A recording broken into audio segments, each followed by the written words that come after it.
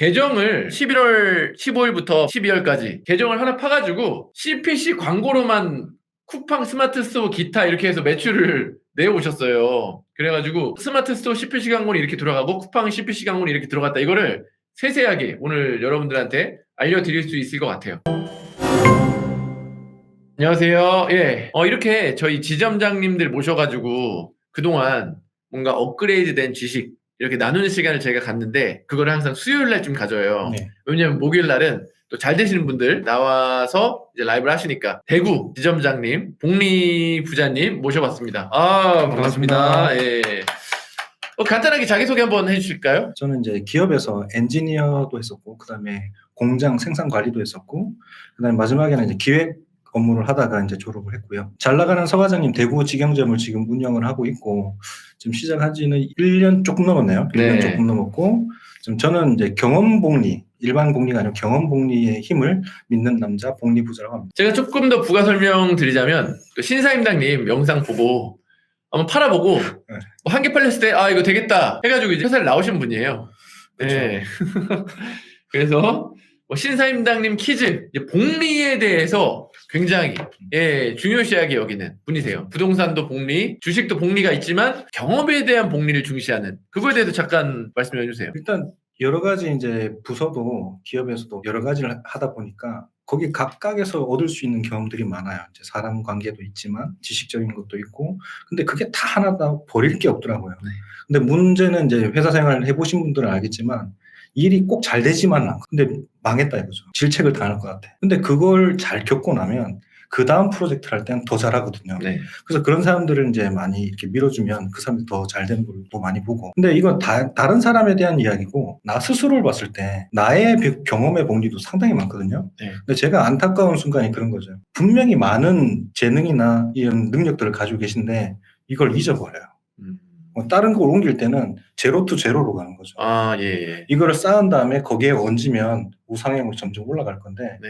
잊어버려요. 새롭게 시작하면 싸그리 다 버리고 가세요. 이게 항상 아쉬운 거죠. 네. 그래서 경험의 복리라는 거는 이런 내가 가지고 있는 것이 무엇이 될지 모르겠지만 그걸 잘 찾아내가지고 그걸 잘 쌓아 올리는 거라고 생각을 해요. 저는 그 경험에 대한 복리를 제가 진짜 경험을 많이 하는 게 제가 되게 소극적이었어요. 고등학교 때도 얼굴이 막 제 얼굴 빨개진다고 뭐 그렇게 놀렸거든요, 별명이. 여자들한테 말도 못 걸어가지고 그 교회 다닐 때도 항상 무슨 말만 하면 얼굴 빨개지고 막 그런 소극자였거든요, 제가. 그렇답니다. 네, 근데 제가 댄스 학원을 다녔어요. 댄스 학원, 힙합 댄스 학원을 다녔어요. 네. 힙합 댄스 학원을 다니니까 막 춤추고 그러잖아요. 그러니까 갑자기 지하철에서도 막 춤추고 몸이 움직이고. 네, 몸이 춤추고 지하철에서 춤추고 이런 식으로 유튜브에 나왔을 때 괜찮을 수 있었던 게 그때 자신감을 얻은 거. 그리고 영어 강사를 했거든요. 영어 강사를 해서 토익 강사가 되고 싶었는데 지금 제가 강사가 되는 거. 그리고 무역업이 하고 싶었는데 어쨌든 이게 구매 대행업이랑 연결되고 이 모든 것들이 지금 하나로 연결돼가지고 스티브 잡스의 이야기처럼 정점이 되는 네, 그게 쭉쭉쭉쭉쭉 지금 경험에 뭔가 이 복리가 진짜 나오는 것 같거든요. 요것도 경험의 복리가 맞나요?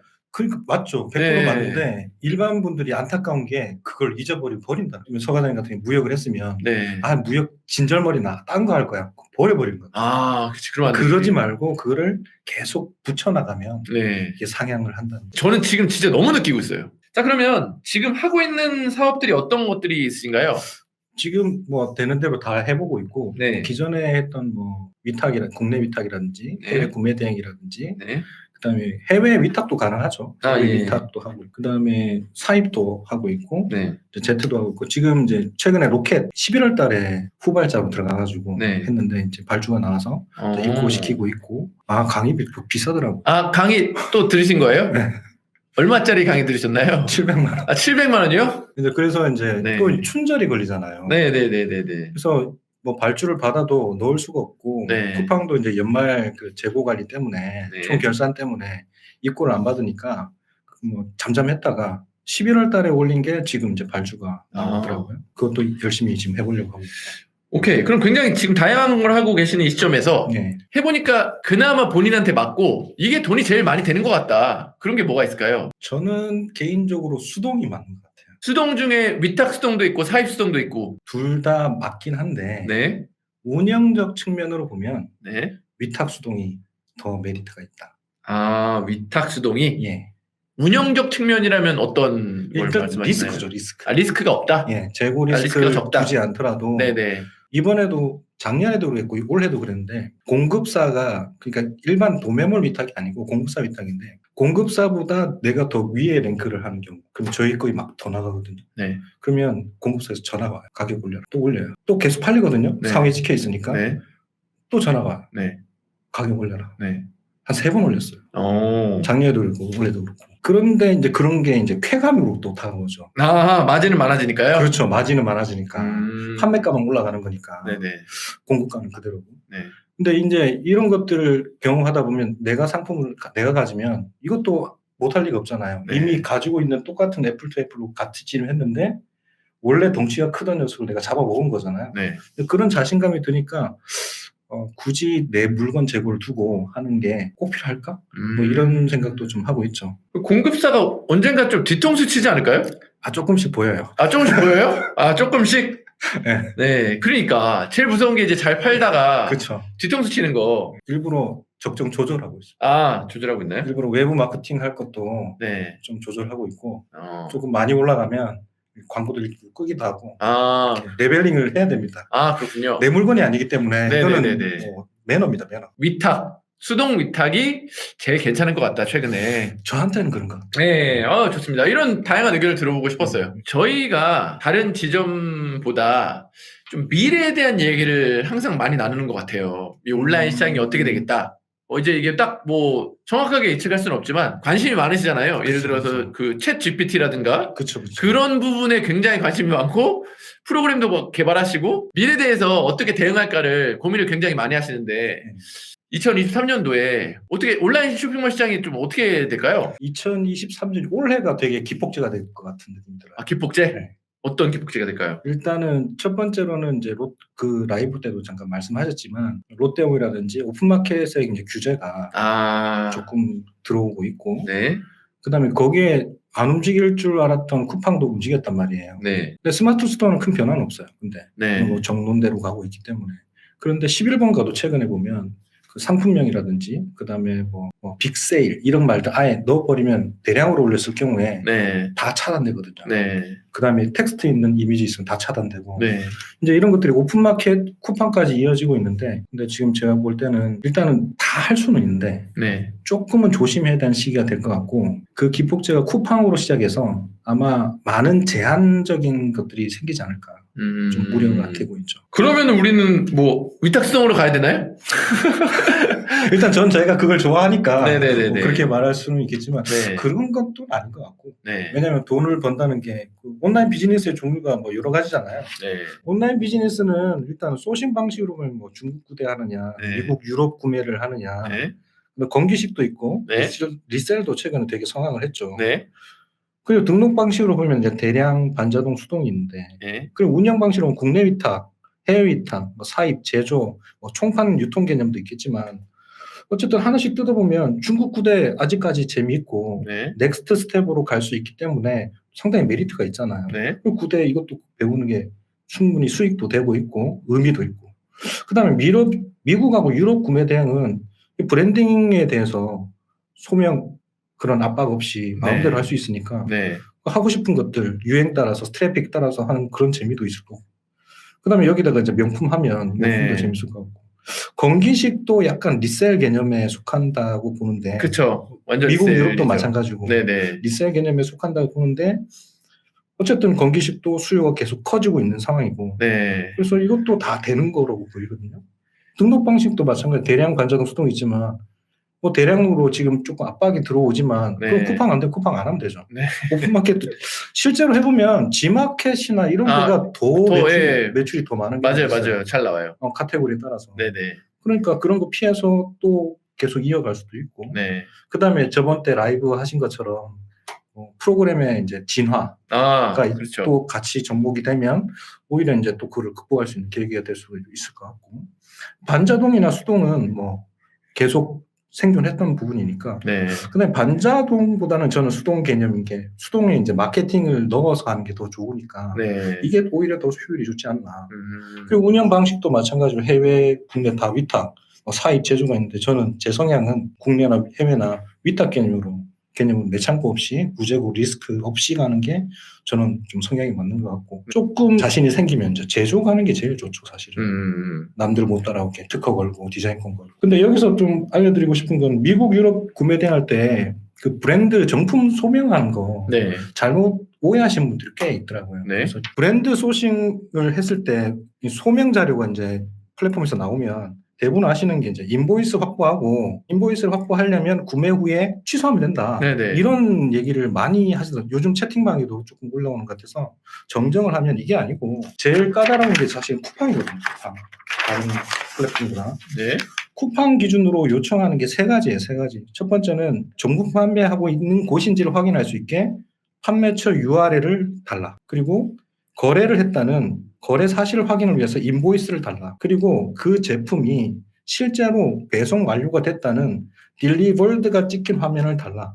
요 세 가지 캡처를 하나씩 찍어서 내면 정품 소명이 되거든요. 그리고 또 하나는 이제 아마존하고 만약에 공식몰 두 가지를 볼 때 쿠팡 같은 경우는 아마존에서 거기 보면 shipped by 아마존, sold by 아마존 돼 있는데 sold by 아마존일 경우에도 정품 소명이 돼요. 또는 정품 공식몰은 무조건 되는 거죠. 정품몰이니까. 요 두 가지를 잘 기억을 하시면 네. 정품 소명에도 충분히 도움이 되지 않을까 싶습니다. 아, 거기 sold by 아마존이랑 shipped by 아마존 이거 잘 모르시는 분도 있을 것 같아요. 그 아마존에서 구매를 하면 내가 거래했던 내역을 볼 수 있거든요. 네. 거기에 보면 오른쪽 하단에 누가 팔고 누가 shipping을 했느냐 이걸 네. 표현해주는 딱 두 칸이 두 줄이 있어요. 네. 거기에 보면 shipped by 아마존, sold by 아마존 이렇게 돼 있는 게 정품인 거고 shipped by 아마존인데 sold by 뭐뭐뭐 아무개 돼 있다. 그거는 이제 소명이 안 되는 거죠. 이제부터 스마트 스토어 쿠팡 한 달 동안 CPC로 키운 거 한번 이야기해 보려고 하는데 우선은 제품 몇 개 정도를 테스트해 보신 건가요? 6개를 이제 등록을 하고 스마트 스토어하고 처음에 이제 스마트 스토어에 등록을 해서 상세 페이지 거의 안 건드리고 네. 멘트 정도만 하고 썸네일 키워드 다 잡고 업로드 한 다음에 플레이오토 통해서 쿠팡하고 오픈마켓 쫙 다 뿌리는 거죠. 네. 그럼 동시에 뿌려지면 그 다음에 이제 쿠팡에다 광고를 집행을 하고 네. 이렇게 운영을 했죠. 그 상품이나 키워드가 거의 동일하다 보시면 돼요. 아, 그러면 그 상품은 어디서 소싱하셨어요? 공급처에서. 아, 원래 이용하시던 공급처에서? 공급처에서 그래서 요것만 따로 떼가지고 네. 새로 몰을 파서 시작을 한 거죠. 좋습니다. 자, 우선 상품 공급처에서 받아서 플레이어도 통해서 각각 몰에 딱 뿌리고 그 다음에 쿠팡 스마트 스토어 광고를 넣은 거잖아요. 그쵸. 그것도 CPC 광고만. CPC 광고. 그럼 스마트 스토어부터 얘기를 해보면 좋을 것 같아요. 키워드를 어떻게 뽑으셨나요? 키워드는 저는 이제 셀링 하니하고 아이템 스카우트를 조합해서 쓰는데 네. 비중은 셀링 하니가 좀 더 높고요. 키워드 요즘은 49자를 다 채우면 안 되거든요. 네. 그래서 적당하게 이제 채워서 내가 힘줄 곳에 힘 주고 이제 그 키워드를 뽑은 다음에 쿠팡은 또 쿠팡만의 키워드 세트가 또 다르니까 네. 거기에서 이제 보완해야 될 거 광고 집행 후에 데이터를 보면서 조금씩 수정을 했죠. 그러니까 제목을 신중하게 네. 쓰셨다. 그렇죠. 그걸 기반으로 스마트 스토어가 이제 광고를 돌려주니까. 그렇죠, 그렇죠. 이거 잘 모르신 분도 계시더라고요. 쿠팡은 이제 스마트 광고나 최저가 광고를 돌리면 주변에 있는 단어들 막 끌어와가지고 자기가 막 돌려주잖아요. 네. 근데 스마트 스토어도 그렇거든요. 네. 근데 이거를 모르시는 분도 계시더라고요. 혹시나 해서 말씀드리는데 스마트 스토어도 연관되는 단어들을 내가 넣어놓은 인풋했던 광고 키워드 말고 다른 것들도 끌고 와서 노출을 합니다. 적극적이진 않지만. 네. 어찌됐건 제품명 키워드를 기반으로 해서 보통 땡겨오기 때문에 이거를 잘 적는 게 중요하겠죠? 매우 중요하죠. 네. 그런 것들은 이제 그러면 그 키워드 안에는 소형 키워드들이 많나요? 아니면 뭐 대형 키워드들이 많나요? 저는 섞어서 씁니다. 섞어서? 예. 어떤 비율대로? 너무 디테일한가요? 디테일한 게 아니라 네. 정답이 없어서. 네, 정답은 없어요. 근데 왜냐면 본인이 하는 방식만. 그것도 정답이 없어요. 네네. 왜냐하면 내가 들어가는 시장의 경쟁도를 볼 때 네. 중형으로 버틸 수 있느냐 네. 소형으로 버틸 수 있느냐 이게 비율이 그때그때 달라지거든요. 네. 어바웃으로 얘기하면 저희 이제 본 강의할 때도 조금 알려드리는데 모르겠으면 초보자들은 5대5 정도로 하시면 네. 된다라고 말씀을 드리죠. 근데 나중에 이제 스킬이 있으면 이제 그 비율을 조금씩 바꿔서 하기도 하고요. 대형 키워드 5, 뭐 소형 키워드 5? 소형 키워드 5. 오케이. 자, 스마트 스토어는 사실 그렇게 어렵지가 않아요. 왜냐면 지가 알아서 돌려주잖아요. 그쵸. 네, 키워드만 내가 잘 적어서 넣으면은 알아서 이제 돌아가는데 중요한 건 그 이유거든요. 그 이후에 어떻게 관리를 하시는지. 그 이후에는 이제 보고서를 봐야 돼요. 네. 쿠팡도 있고 그쵸. 스마트 스토어가 있는데 네. 보고서를 보면 이걸 각각을 다 키워드마다 얼마에 노출이 되어 있고 유입이 되어 있고 뭐 이런 것들이 다 나오죠. 이게 참 제일 중요한 부분인 것 같아요. 네. 제가 온라인 사업으로 하기 위해 이제 마음먹었던 이유도 미래가 어느 정도 보이기 시작하니까 그 중에서 가장 중요했던 부분이 온라인 시장을 왜 선택했느냐. 이거는 온라인 시장밖에 안 되거든요. 키워드로 광고를 태우면 그 키워드가 데이터가 되어서 소비자한테 도달한 다음에 피드백으로 나한테 돌아와요. 네. 이게 너무 대단한 거죠. 그렇죠. 이거 오프라인에 절대 일어날 수 없는 일이거든요. 네. 전단지 아무리 뿌려봐야 맞아요. 이걸 보고 들어온 사람이 누군지도 몰라요. 네. 그래서 찢어서 보라고 하잖아요. 네. 누가 찢어서 봐요. 그러니까 이게 온라인에서만 진짜 특별한 것 같아요. 맞아요. 데이터가 정말 그냥 완전 있는 거니까. 그렇죠. 예. 고치라고 알려줘요. 맞아요. 근데 이거를 잘 안 봐요, 사람들이. 그러니까요. 그리고 스마트 스토어는 체류 시간이 작은지, 뭐 체류 시간이 작으면 상세 페이지 설득력이 부족한 거고, 뭐 클릭수가 작다든지 그런 것들이 노출 대비 클릭수가 작으면 썸네일을 바꿔준다든지 이 모든 데이터가 다 나와 있잖아요. 다 알려주죠. 네, 그래서 그거를 이제 조금씩 업그레이드 해나가면서 근데 그때 분명히 비용 로스가 있으니까 그거에 사람들이 너무 어려운 것 같아요. 처음부터 이제 돈이 안 벌리고 어느 정도 비용이 지출되면서 이제 보고서가 쌓여지니까 그거를 두려워하면 사업을 하시면 안 된다고 그렇죠. 생각합니다. 물론 제 생각이지만 100만 원의 월세를 받으려고 건물을 산다, 아파트를 산다. 지금 시중은 한 5억 들어야 되잖아요. 네. 그러면 100만 원을 벌기 위해서 5억의 아파트를 마련하기 위해서 들어가는 시간은, 노동력은 네. 그거에 비해서 훨씬 적거든요. 맞아요. 이건 압도적인 거거든요. 네네네네. 뭐 어떤 일보다도 이게 더 압도적이라고 생각합니다. 어쨌든 그 스마트 스토어에서 보고서를 본 다음에 필요 없는 거, 뭐 클릭되는데 돈만 나가는 거 이런 것들 다 지워 나가는 작업을 해주시고 그러면 이제 쿠팡은 선택을 할 수 있잖아요. 네, 최저가 광고 할 수 있고 그냥 수동 광고 할 수 있는데 둘 중에 어떤 거를 둘 다 했죠. 그럼 순서 상관없이 둘 다 같이 시작한 거예요? 네. 아, 씨앗 스마트 스토어 진짜 씨앗부터 새로 파가지고 했던 네네네. 한달 결과인데 여러분들한테 좀 작을 것 같아서 읽어드리면 네, 지금 11월 14일부터 12월 15일 딱 한 달이죠. 딱 한 네. 달 동안 집행한 광고비가 63만 원 정도. 총 로아스가 한 400% 정도, 489% 정도 되고요. 네, 그렇게 이제 광고비를 한 60만 원 넣었을 때 이제 매출이 나는 거죠. 그 매출이 어떻게 나느냐면 처음부터 게시를 한 다음에 유입을 이제 광고로 초록색이 광고입니다. 광고 유입인데 쭉 가다 보면 우상향으로 쭉 가잖아요. 네, 이렇게 우상향으로 쭉 가면 매출이 그대로 따라와요. 네, 그렇네요. 그러니까 들어오는 만큼 유입에 정비례하는 듯한 느낌이 들어요. 물론 여기에 네네. 이제 뭐 조금 꺼지고 올라온 것들은 편차는 이거는 뭐 한 사람이 여러 개를 구매하거나 네, 그런 편차는 있을 수 있지만 전반적인 동향으로 보면 이게 비례하단 말이에요. 네, 서 과장님도 계속 얘기하시잖아요. 잘 모으고 설득하면 된다. 네, 그래서 잘 모으고 설득하기가 온라인 사업에도 기본이 되는 거라고 생각해요. 네, 근데 이렇게 이제 유입을 계속 만들어내면 광고 초록색을 딱 지워보면 이렇게 돼요. 그러면 검색으로 광고비 내가 돈을 쓰지 않고 자연적으로 들어온 자연 유입이 네, 또 따라서 이렇게 흘러갑니다. 결국에 마지막에는 광고하고 자연 유입이 1대1이에요. 네. 그 전에는 이제 훨씬 광고가 더 비율이 많았거든요. 1대1 정도 되면 이제 스토어가 상품도 마찬가지고 점점 커지는 거죠. 그래서 계속 우상향을 하게 되는 거죠. 이게 왜 그럼 자연 유입도 늘어날? 자연 유입이 나는 거는 일단 상품 지수가 올라가요. 상품 지수가 올라가면 상품 스스로 노출되는 랭킹이 올라가요. 그러니까 광고를 끄더라도 얘가 랭킹에 존재하니까 같이 되는 거고. 근데 이런 얘기도 있잖아요. 스마트 스토어가 광고로서 판매한 거는 상품 인기도 지수에 영향이 안 미친다고 나와 있는. 아니요. 최근에 보면 네. 그게 미치는 걸로 알고. 아, 그래요? 예. 제가 좀 들은 바로는 음. 판매량 수는 영향이 안 끼치는데 그 사람들이 쓴 리뷰가 있잖아요. 그럼 리뷰는 또 그거랑 상관없이 광고랑은 상관없이 쓰는 거기 때문에 그 점수들이 올라가서 이 자연스럽게 순위가 올라간다고 들었거든요. 그러니까 그 로직상에는 써 있어요. 광고로 된 판매는 뭐 그거에 연관이 없다. 어쨌든 중요한 건 광고를 돌리다가 순위가 올라가니까 점점 노출이 되니까 당연히 이제 쇼핑몰이 좀 매출이 늘어나는 거죠. 그렇죠. 광고를 끄더라도. 그렇죠. 네.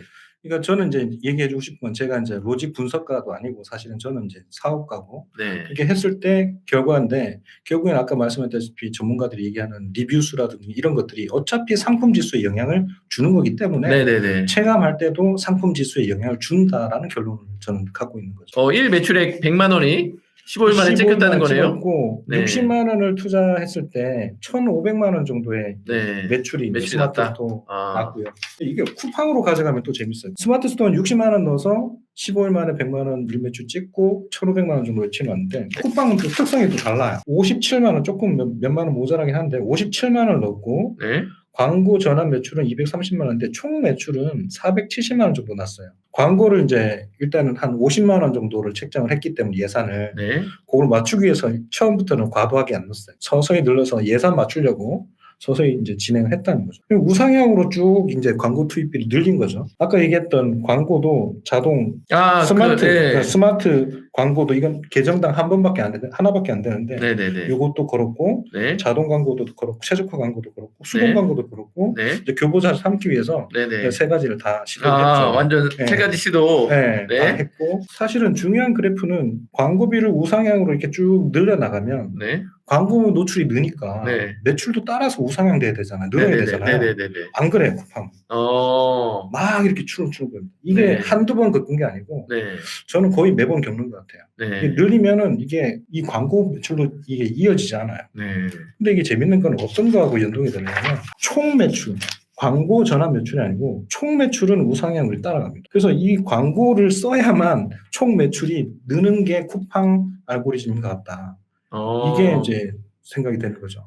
돈을 많이 써야 매출이 는다? 그렇죠. 제 체감적으로는 총 매출의 10% 정도는 광고비를 투입해야 네. 그 적정 매출이 나지 않나. 그래서 이것도 이제 그렇게 테스트를 했는데 이건 일부러 처음부터 투입을 안 했죠. 예산을 맞춰야 되니까. 네. 그렇게 했을 때 이제 총 매출액은 이렇게 되는 거죠.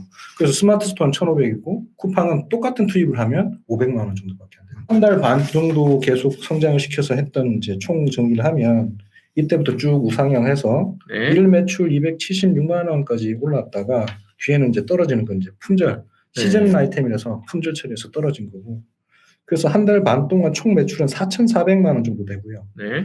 네이버 52%한 2,280만 원 정도 쿠팡은 1,440만 원 정도 오픈마켓이 재밌죠. 아무것도 안 했거든요. 아무것도 안 했는데. 네. 그냥 뿌리기만 했거든요. 네네. 근데 15%나 매출이 늘고 680만 원 정도 매출이 그냥 공짜가 된 거죠. 그래서 이렇게 따져보면 노출을 다 채널로 늘리는 건 무조건 도움이 된다. 그렇죠. 대량도 마찬가지고 무조건 도움이 된다. 실제로 대량도 할 때 G마켓에서 되게 매출 많이 나온다는 얘기 많이 듣거든요. 네네네. 그렇죠. 맞아요. 그렇게 좀 이번에 결과를 얻었습니다. 이렇게 했을 때 이제 광고비는 한 5% 정도 쓰신 거고 예. 마진율이 한 29% 정도 나온 거고 그래서 순수익은 한 24%, 3%? 24% 정도? 예. 원래 그럼 소싱할 때 마진율이 한 30에서 35% 되는 거예요? 한 30% 정도 되죠. 30% 이제 거기에서 이제 광고비 빼고 나머지 운영비가 안 들으니까. 네네네. 수동은 그렇구나. 이제 운영비가 광고비밖에 이번에 안 들어갔으니까. 그러면은 결론은 똑같은 광고비 집행하면 스스가 조금 더 매출이 많이 나는 거네요? 제 경험은 일단 그랬어요. 네. 제 경험 왜냐하면 네네네네. 광고의 이제 운영 방법이라든지 네. 이런 것들마다 또 다른 경우가 나올 수 있는데 네. 쿠팡 또 잘하신 분은 또 쿠팡을 되게 잘 나오게 만들 수도 있겠지만 네네. 일단 제 경우에는 스마트 스토어가 훨씬 효율이 좋고 공수도 덜 들어가고 사실은. 어뷰징 말씀하셨는데 어뷰징 조금 하면은 효율이 더 났을 텐데 왜 평소 때도 어뷰징을 안 하시는 거예요? 어뷰징을 너무 안 하니까 네. 주위에서 욕을 많이 해요. 욕까지 할 필요는 없는데.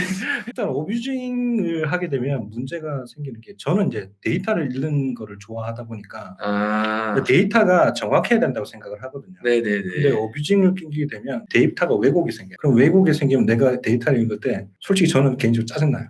뭘 해야 될지 모르겠으니까. 진짜로? 네. 근데 그런 성향도 조금 있는 것 같고. 야, 데이터가 순정이어야 된다. 그렇죠. 왜냐면 그 데이터를 읽어야 그 다음 행동 패턴을 결정을 하잖아요. 네. 결정을 못 하니까 팔리는데 왜 팔? 다음에 어떻게 해야 돼? 뭐 이렇게 되는 거죠. 플랫폼들이 고도화가 되고 인공지능이 막 나오고 그래서 이런 것들 좀 관심 많으시잖아요. 그쵸. 이런 것들이 쇼핑몰에 어떤 영향을 끼칠지 한번 생각해 보신 적 있나요? 상당히 최근에 좀 고민이라기보다는 생각을 이렇게 많이 해봤죠. 저도 이제 기획을 했으니까 근미래로 이제 보면은 이제 과거부터 보면 바둑 열전을 했었잖아요. 알파고가. 네. 그게 이제 한참 됐어요. 지금 한참 됐는데 그 뒤에 이제 딥마인드라는 것들이 이제 사람이 할 수 있는 영역을 그림을 창조하기 시작해요. 네. 창조의 영역을 침범했다고 이제 그렇구나. 세월이 흘렀죠. 근데 이게 어느 정도 아니면 지금 최근에 이제 서 과장님도 경험을 하셨지만 챗 GPT라는 거. 네네네. 저는 좀 오래전부터 좀 쓰고 있거든요. 네. 챗 GPT라는 걸 보면 이거 미쳤어요. 못 해주는 게 없어요. 뭐 유튜브를 하고 싶다. 그럼 유튜브의 주제는 최근의 트렌드를 찾아서 어떤 걸 선점해주고 뭐 추천해줘 하면 얘가 다 알려줘요. 물론 영어로 해야 되지만 번역기 돌리면 되죠. 네네네네. 그런 걸로 이제 드라마나 이런 것들도 가능하지만 사실은 이게 무엇을 시사하느냐면 앞으로 미래는 자급자족이 이제 거의 다 인공지능의 도움을 받아서 가능해질 거다. 왜냐하면 지금은 이 명령어를 넣을 수 있는 사람들이 챗GPT를 잘 쓰는데 네. 저 같은 경우는 파이썬을 최근에 또 공부했어요. 네. 그 이유가 뭐냐면 이제 대량이나 이제 온라인 사업을 하다 보니까 필요한 데이터를 내 마음대로 긁고 싶은 거죠. 취합을 하고 싶은데 계속 반복되니까 반복되는 걸 자동화하고 싶은 거예요. 그래서 파이썬이라는 프로그램을 찾았는데 챗 GPT한테 파이썬 언어로 뭘 좀 발명해줘, 소스를 만들어줘, 프로그램 개발해줘 하면 개발해줘요. 그래서 그래요? 저는 그 최근에 네. 그걸로 클로닝하는 몇 개의 사이트에 네. 제가 이제 개인 용도로 쓰는 클로닝 프로그램을 네. 챗 GPT가 만들어주고 그걸로 쓰고 있어요. 그 챗GPT 무료잖아요. 무료죠. 그러면은 크몽에서 그 프로그램 만들어주는 사람들 다 죽을 수 있겠네요? 그 정도는 뭐 이미 그걸 잘 쓰면 되는데 이것도 양극인데 프로그래머가 하는 영역이 또 있고요. 그래요? 얘가 할 보조 정의 영역이 있는데 그것보다 더 중요한 게 이게 시사하는 바가 네. 이제 지금은 언어를 알고 할 수 있는 사람들을 능동적인 사람들만 이걸 알고 쓰는데 네. 이제 보편화될 거란 말이에요. 이제 AI 스피커가 하던 일들이 대화만 하는 게 아니고 네. 이 대화로 채팅을 했는데 챗GPT는 대화가 이제 그쪽으로 넘어갈 거고 그게 이제 현실로 들어가면 3D 프린트까지 옮겨져 가면 일반 생필품이나 이런 것들도 자급자족으로 만들 수 있는 거죠.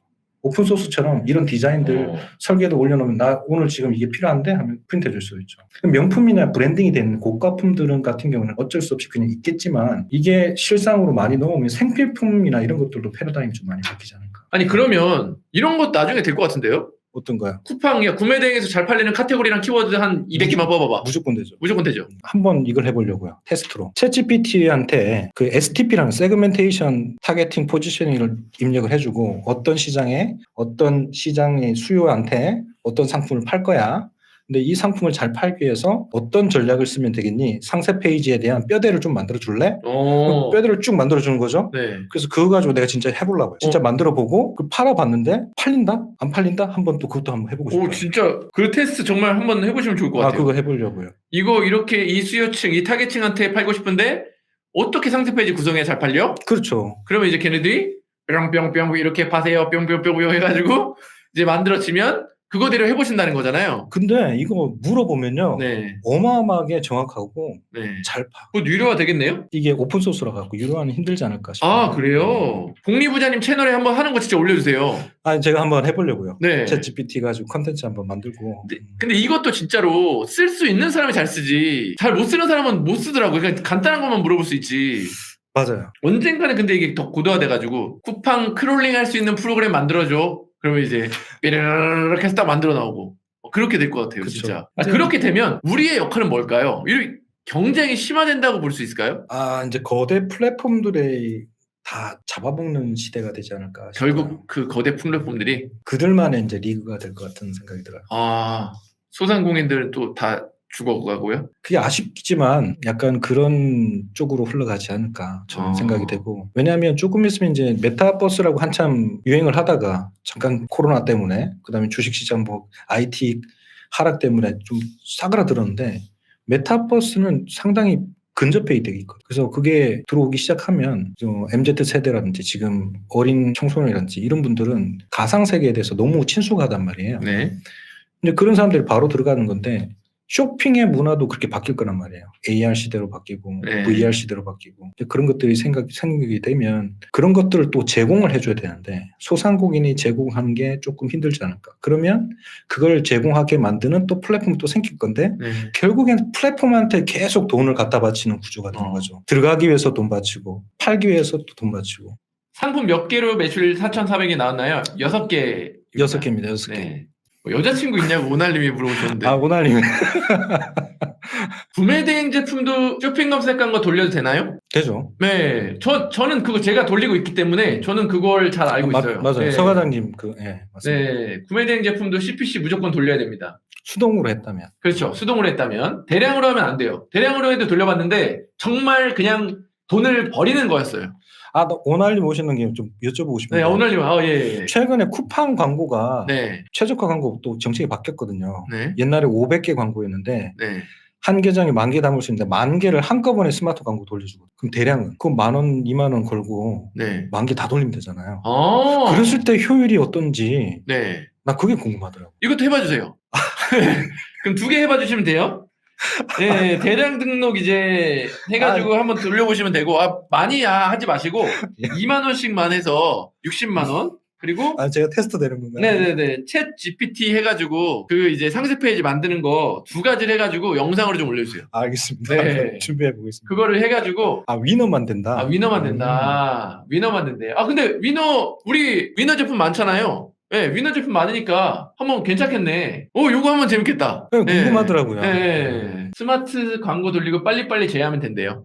네. 빨리빨리 제외하면은 그나마 효율이 난다는 거죠. 오날린 강의 저도 들었는데, 예. 거기에서 광고 해가지고 보고서 보면서 삭제하는 거 알려주셨거든요. 예. 다 똑같은 것 같아요. 광고는 뭔가 되게 특별한 게 있을 것 같아서 공부를 해도 특별한 게 없어요. 그냥 잘 읽고 잘 쓰면 될 것 같아요. 네, 근데 예전에, 지금도 될지 모르겠는데, 예전에 스마트 스토어 좀 얍사비가 있었어요. 뭐냐 하면, 한 제품에 키워드별로 카테고리를 만들어요. 한 제품에 가습기면은 무선 가습기 뭐 해가지고 키워드별로 이제 해가지고 제외 키워드를 다 넣어가지고 그러니까 핵심 키워드만 효율적으로 파는 게 있었는데 그게 10개 넘어가면 또 안 되게 바뀌었어요. 지금은 또 안 되잖아요. 네네네. 되게 특별한 게 없다는 거죠. 특별한 게 있어봤자 스마트 스토어에서 그 카테고리 세분화시키는 거. 한 제품에 카테고리 세분화해서 제외 키워드를 여러 개 넣어가지고 최대한 효율을 뽑아먹는 거. 제가 그거 말고는 다 똑같은 것 같아요. 너무 이 쇼핑 검색 광고라는 그런 쇼핑몰들이 정보를 잘 알려주고 있어가지고 광고에 대해서 돈 쓰게 하려고. 예전 쿠팡도 지금 광고 메뉴들이 쿠팡 항상 이 메뉴가 오픈될 때 편파적으로 주잖아요. 네. 어떤 사람 열어주고 어떤 사람 안 열어주고. 저한테도 이제 열려 있는 게 되게 많은데 네. 광고들 보면 요즘 정말 많이 바뀌는 것 같아요. 근데 이 광고를 굉장히 잘해야 되는 게 오른쪽 날개님이 무료 프로모션 이걸 또 발견해가지고 이걸로 또 매출을 겁나 냈습니다. 그러니까 오날님은 이런 거에 특화되어 있는 것 같아요. 그런 것 같아요. 인정. 진짜. 아무도 관심 없는 무료 프로모션을 이거다 해가지고 거기에다가 막 방법을 찾아내고 매출을 내잖아요. 그게 진짜 관심 있어야 돼요. 변태적인 관심. 연구 같아요. 이렇게 네. 좀 특별한 시각이 가지고 계신 것 같아요. 수동이 대량이나 반자동보다 결과가 늦게 난다고 알고 있는데 대표님은 한 달 반 만에 좋은 결과가 난 것 같아요. 혹시 비결이 있으신가요? 수업 때도 잠깐 얘기하는데 처음에 이제 온라인 사업을 할 때는 학습된 경험치가 적으니까 내공이 적은 거죠. 천천히 커요. 기간이 늘어나죠. 근데 이거를 계속 똑같이 복사하고 조금 더 우상향이 되니까 이것도 복리처럼 커지는 거죠. 복리. 그러다 보면 이제 3개월에 100 찍던 게 2개월에 100을 찍고 네. 한 달에 100을 찍고 지금은 이제 15일 만에 100을 찍는 건데 노하우라고 하기에는 좀 그런 게 이 경험치가 있어야 된다고 생각하고 사실은 이 우상향에 이제 성장을 하려면 틀리면서 배워야 되거든요. 그 공부 잘하는 사람들의 특징 중에 2가지가 있는데 첫 번째는 가장 중요한 게 오답 노트지를 갖고 있어요. 네. 틀렸던 걸 다시 안 틀리는데 공부 못하는 사람은 계속 틀린 걸 또 틀리고. 근데 공부 잘하는 사람은 오답 노트를 갖고 있다. 2번째는 기본서를 반복해서 읽는다. 그러니까 똑같은 걸 행동을 계속 해주는 거죠. 그런 것들이 비결이라고 볼 수 있고 그렇게 이제 쌓아지다 보면 내가 이 타이밍에 뭘 해야 되는지가 보이니까 적중률이 높아지니까 기간이 단축되는 거지 뭐 딱 무슨 비법 이렇게 얘기하기는 좀 애매한 것 같아요. 기본 저는 그냥 이 2달은 한번 꾸준하게 해봐야 성장이 나고 그게 조금 더 반복되면 한 달이 되고 이렇게 줄어나간다고 생각해요. 복리. 예, 그렇죠. 복리의 경험치로 인한 메타인지. 그건 맞죠. 네. 메타인지. 지금 뭘 해야 되는지를 아는 거죠. 사실은 내가 알고 있나 모르고 있나 이거를 아는 게 메타인지인 거거든요. 네. 그럼 메타인지 아는 사람들은 내가 모르면 인정을 해 받아들여요. 네. 이거 나 몰라. 네. 그러니까 나 이거 배울 거야 하고 그걸 배워요. 근데 메타인지가 없는 사람은 모르는데 아는 척을 해요. 네. 그러면 이게 비어있는지를 모르니까 안 채워지는 거죠. 그래서 이런 것들도 인정하는 게 본인의 발전에 더 도움이 되지 않을까 싶어요. 베타인지 되게 중요합니다. 그리고 제가 조금 말씀드리자면 수동이 잘하면 성과가 당연히 빨리 날 수밖에 없어요. 그거는 완성된 상황을 만든 다음에 이제 판매를 하는 거기 때문에 위탁으로 4,400만 원인 겁니다. 구매 대행이 아닌 겁니다. 네. 쿠팡에서 상품 판매할 때 상품별 구매 전환율이 보통 얼마나 되시나요? 아까 구매 전환율. 그때마다 다르긴 한데 네. 이번에 테스트했는 거 결과를 그대로 보여드리면 네네네. 그룹별로 다른데 어떤 거는 330%, 스마트 그 자동 광고는 654%, 어떤 거는 550%, 555%, 142%도 있어요. 네. 적자죠 이거는. 네. 그다음에 수동 광고는 한 400% 정도 되네요. 야, 스마트 광고가 제일 높네요? 스마트 상품 관리가? 데이터는 그랬습니다. 데이터는, 그때 이 데이터는 그랬다? 네. 그때그때 변할 수 있는 거니까. 당연히 변할 수 있죠. 기간별로 네. 또 변할 수. 매출의 몇 %를 대략 광고비로 지출하시나요? 이번 테스트는 5% 썼어요. 5%. 5%? 예. 매출의 5%요? 보통 저는 5% 미만인 것 같아요. 5% 미만. 이번에는 이제 테스트를 위해서 딱 5%만 하겠다. 네네. 맥스 10% 정도 하겠다. 이 정도로 네. 시작했죠. 마진율은 어떻게 되시나요? 마진율 지금 요거는 이제 24% 정도 네. 됩니다. 24%. 다 빼고. 수동은 이제 또 장점이 그 프로그램 운영비라든지 이런 것들이 없잖아요. 그렇죠. 그러다 보니까 이제 광고비, 그다음에 네. 마케팅비 이게 네. 다니까. 하지만 소싱이 조금 그렇죠. 어렵다는 거. 근데 저도 이런 결과를 보고 마케팅 막 비용 보고 막 하면 어떻게 보면 또 대량 반자동이 나은 것 같기도 해요. 너무 신경 너무 쓰잖아요. 그렇죠. 적자가 처음에는. 나오기도 하고. 네. 예. 그래서 결국 이런 거 보면은 이런 거 저런 거 묻지도 따지도 않고 그냥 우리 마진 다 빼고 한 30% 넘게 나오는 대량 반자동이 되게 괜찮은 거 아닌가 이런 생각을 또 해봅니다. 그럴 수도 있죠. 광고비랑 이런 거 또 공부하고 이런 것들이 근데 해야죠. 예, 해야죠. 결국 이 방향으로 나아가야 되는 게 맞으니까. 네, 점진적으로는 점진적으로 나아가는 게 이쪽으로 맞으니까. 가는 게 맞다고 생각해요. 예, 맞아요. 한 번만 진짜 팔게 해달라고 막 얘기하고 제안서 막 거절당하고 이런 모든 거를 다 생각해 봤을 때는 그냥 그것도 괜찮지 않을까라는 생각이 들어요. 아니, 왜냐면 제가 요즘에 내창사 강의를 듣고 있거든요. 그것도 강의 꽤 비싸요. 660만 원짜리 강의인데 거기 미션에 그런 게 있어요. 공급사한테 전화해보기. 전화해서 녹음한 다음에 올려야 돼요. 예, 그러면 서로 이제 피드백을 해주는 거예요. 근데 그게 너무 하기 싫은 거예요. 그게 내가 이걸 왜 그러면서 하기 싫은 거잖아요. 근데 저는 그 비즈니스는 어차피 협상의 연속이고 네. 거래를 해야 되는데 그걸 두려워하면 앞으로 못 가잖아요. 못 가는데 저는 그냥 그거 싫어가지고 제가 그냥 중국 타오바오 갖고 오는 걸 한 거잖아요. 근데 내가 많이 팔고 나서는 막 얘기해서 야, 나 줘라 이렇게 하는 건 괜찮은데 생판 그냥 전화해가지고 그냥 막 하는 게 그 사람들이 전화를 또 엄청나게 받았을 거잖아요. 그렇죠. 그렇게 해야 되는 게 맞는데 그냥 그런 것들이 다 그냥 저항인 거죠. 저의 심리적. 내적 네. 괴리감인 것 같네. 네. 그러니까 그쵸. 근데 뭐 해야죠. 예. 해야죠. 예. 근데 사실 불편하긴 해요. 그렇게 대화하고 네. 이제 뭔가 부탁하고. 근데 그거를 극복해야 된다고 저는 생각해요. 그쵸. 결국에는 그걸 해야지 또 경쟁력도 있는 제품을 가져올 수 있는 거니까요. 그쵸. 여러분, 저는 어떤 스타일이냐면은 그런 거 하기 싫으면 하라고 하는 스타일이 아니에요. 그러니까 그렇죠. 어느 정도 투자는 기본적으로 사업하는데 하니까 그럼 저는 계속 더 쉽게 이거 안 하고 벌 수 있는 거 뭘까? 이거 안 하고 소싱할 수 있는 거 뭘까? 그거를 저는 그러니까 제가 추구하는 거는 정말로 좀 쉽게 돈 벌 수 있는 거?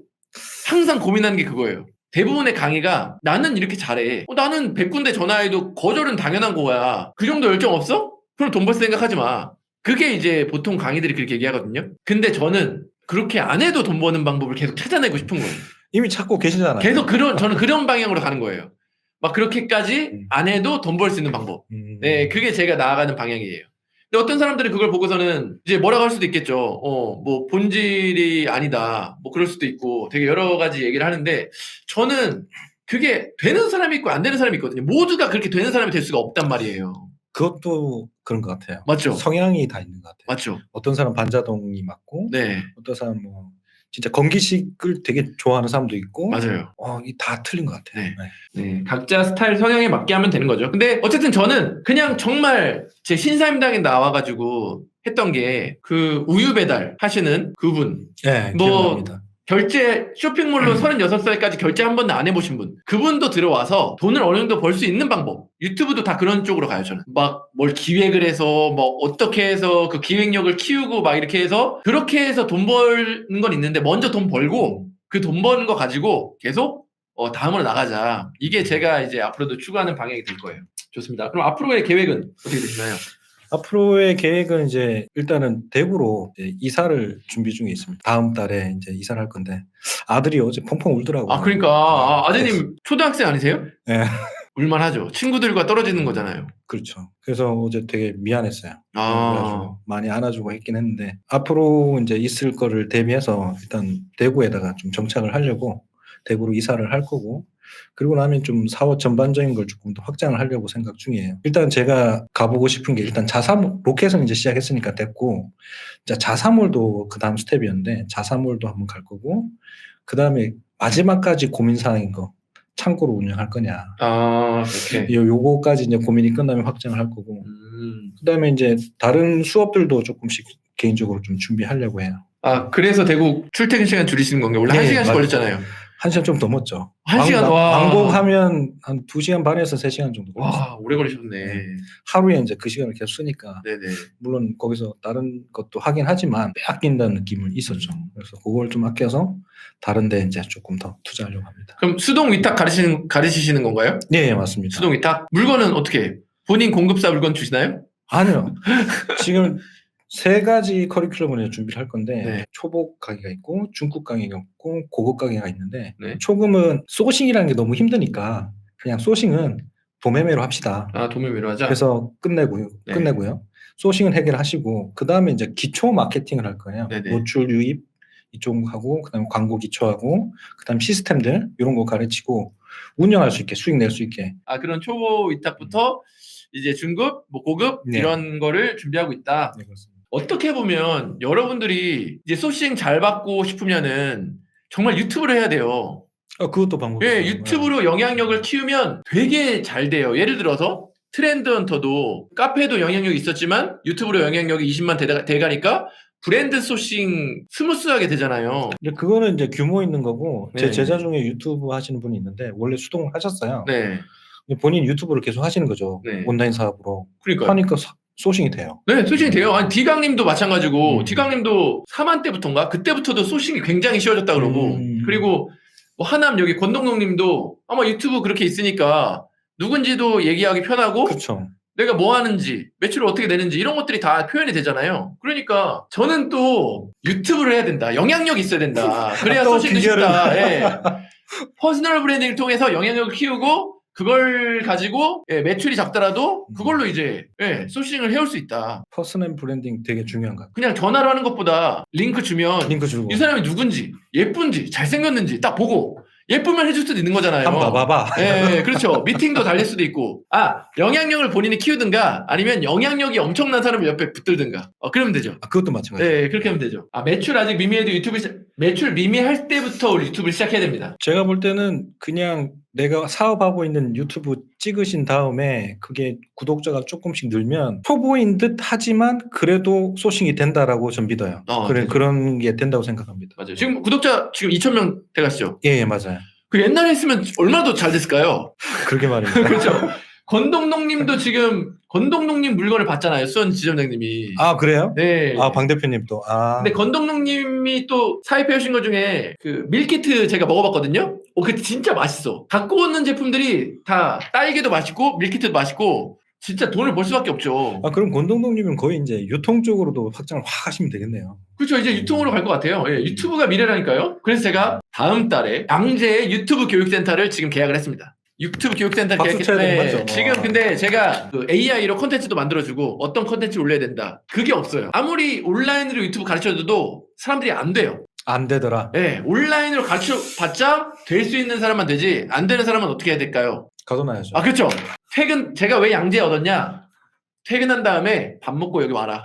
밥 먹고 와서 이제부터 제가 거기 건물주님한테 저희는 늦게까지 해야 된다. 그랬더니 언제까지 하는 거예요? 그래서 우리는 뭐 12시간 1시간 무조건 해야 된다. 그랬더니 아니 무슨 교육이길래 무슨 12시까지 하냐. 그래서 그 정도로 붙잡아 놓고 시키지 않으면 안 된다. 무조건 그냥 들어와서 유튜브로 예, 구독자 1000명 찍고 돈 벌게. 근데 이게 사실은 서파레트도 그렇지만 뭐가 어렵냐면 그걸 하는 사람들이 어려워요. 아, 강사님들. 강사들이 네. 왜 어렵냐? 그분이라고 새벽 밤 12시까지 하고 가고 싶지 않잖아요. 다 자기 생활이 있는데.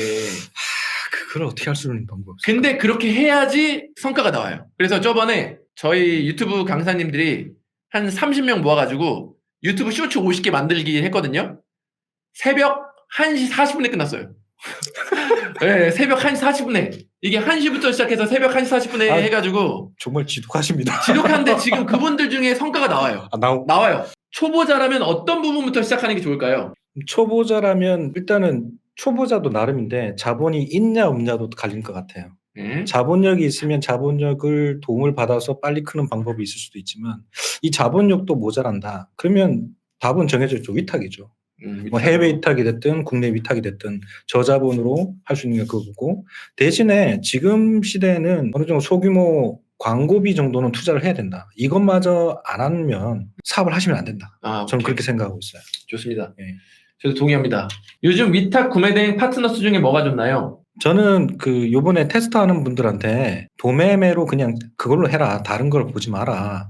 왜냐하면요. 플랫폼이 되게 많잖아요. 네. 그거 다 뒤져본다고 내 물건이 보이진 않아요. 그냥 거기서 찾아야 되는데 저는 그렇게 얘기해요. 책을 읽는다고 생각하고 한 권을 그냥 완파를 해라. 네. 그래서 도매매만 보라고 하거든요. 그것만 봐도 팔 수 있는 거 정말 많아요. 마진율 많이 붙여서. 그런 툴도 지금 제가 만들어 놨고. 쉬운 방법을 찾는다기보다는 어떤 것을 정했으면 거기에서 해결책을 찾는 게 더 중요하다. 이렇게 생각을 해요.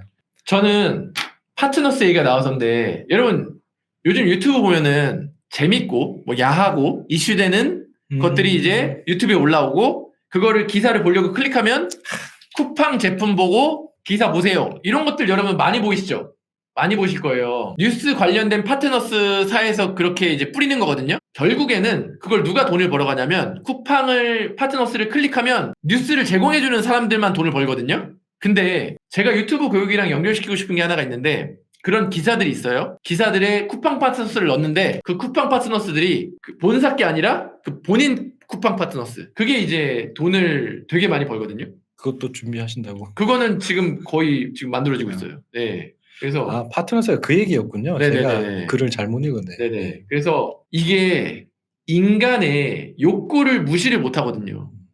그 인간은 항상 클릭할 수밖에 없는 것들이 있잖아요. 예. 찾고 싶어요. 막 뭔가. 예, 막 내 원하는 게 있을 것 같아. 막 뭐 요즘 추신수 막 뭐 나랑 아무런 상관이 없는데도 그거를 클릭할 수밖에 없는 남의 일들에 막 관심 있고. 그런 그런 것 거를 같아요. 이용해야 돈을 버는 건데 그런 쪽이랑 이제 유튜브 교육이랑 좀 연결시켜서 누구나 좀 돈을 벌 수 있는 방향으로 저는 좀 유튜브도 그렇게 보고 있어요.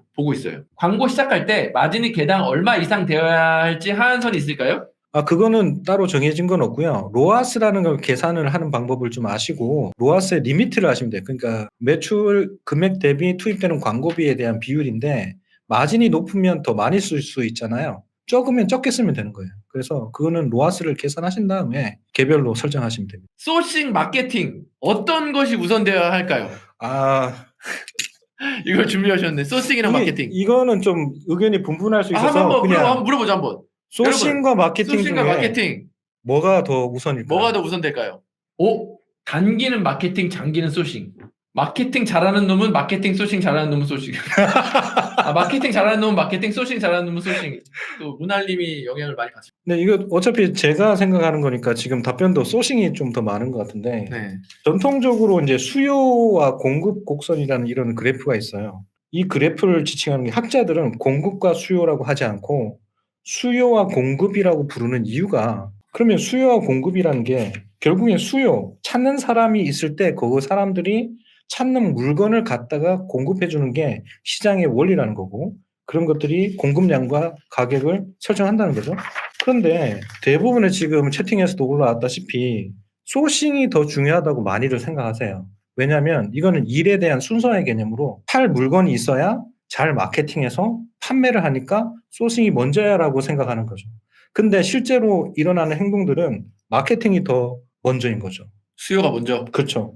왜냐하면 이 소싱이라는 건 공급에 대한 대응인 거고 마케팅은 수요에 대한 건데 마케팅이 먼저가 되어야 그 사람들이 원하는 걸 갖다 놔야 적중이 되고 시장이 형성되고 할 수가 있는 거죠. 그래서 수요에 맞는 공급이 있어야 된다고. 근데 대부분 것들은 지금 얘기하신 건 소싱이 되게 중요하다 생각해요. 근데 그걸 나눠서 보면 소싱과 마케팅이 있는데 소싱의 어원을 따져보면 소싱하고 ing가 붙었고 마켓 ing가 붙었는데 소싱이라는 게 사실은 STP, 세그멘테이션, 뭐 타겟팅, 포지션, 뭐 마케팅에서 쓰는 용어가 있어요. 이게 시장 분석을 하고 형성된 시장 안에 있는 소비자들이 어떤 걸 찾느냐를 먼저 알아낸 다음에 거기에 맞는 상품을 가져오는 게 소싱이에요. 이게 이제 생략되고 소싱만 하니까 사실은 문제가 되거든요. 그래서 시장 조사를 먼저 하고 소싱하는 게 맞다.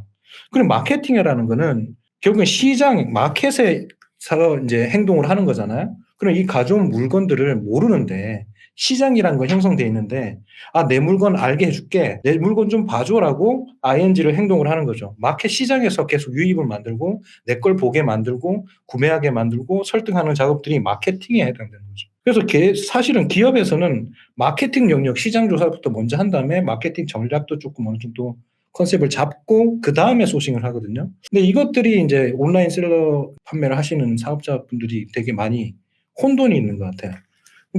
무조건 절대적으로 저는 마케팅이 먼저라고 생각하거든요. 마케팅이 먼저다. 그러면 저는 이제 스몰이라고 부르는데 소싱을 먼저 하고 그다음 마케팅하고 운영까지 했을 때 이제 이게 실제로는 이 온라인 사업이 돌아가는 게 돼버리는데 온라인도 뭐 오프라인도 마찬가지지만 소싱, 마케팅, 영업인데 이거를 난이도 단계별로 이제 조금 서로 뭐 내가 할 수 있는 것만큼 소싱의 영역이 어느 정도 올라가고 그걸 팔 수 있는 마케팅 능력이 어느 정도 올라가고 그걸 운영할 수 있는 능력이 올라가고 이게 단계적으로 성장을 해야 된다는 거죠.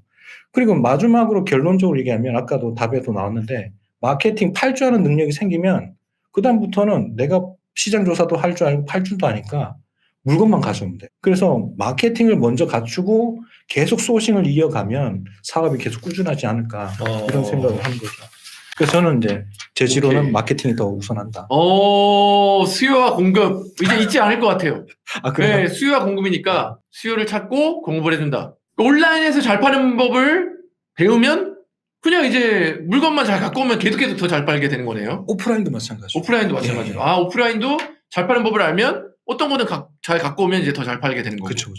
좋은 의견도 한번 들어봤습니다. 아유. 이런 의견을 제 의견일 뿐입니다. 계속 의견을 들으면서 이제 내가 머릿속에서 이제 일어나겠죠. 이런 의견도 들어보고 저런 의견도 들어보면서 나만의 나한테 맞는 생각이 생각으로. 돌아오겠죠. 오케이. 좋습니다. 오늘 좋은 내용으로 여러분들한테 도움이 되셨을 것 같고 감사합니다.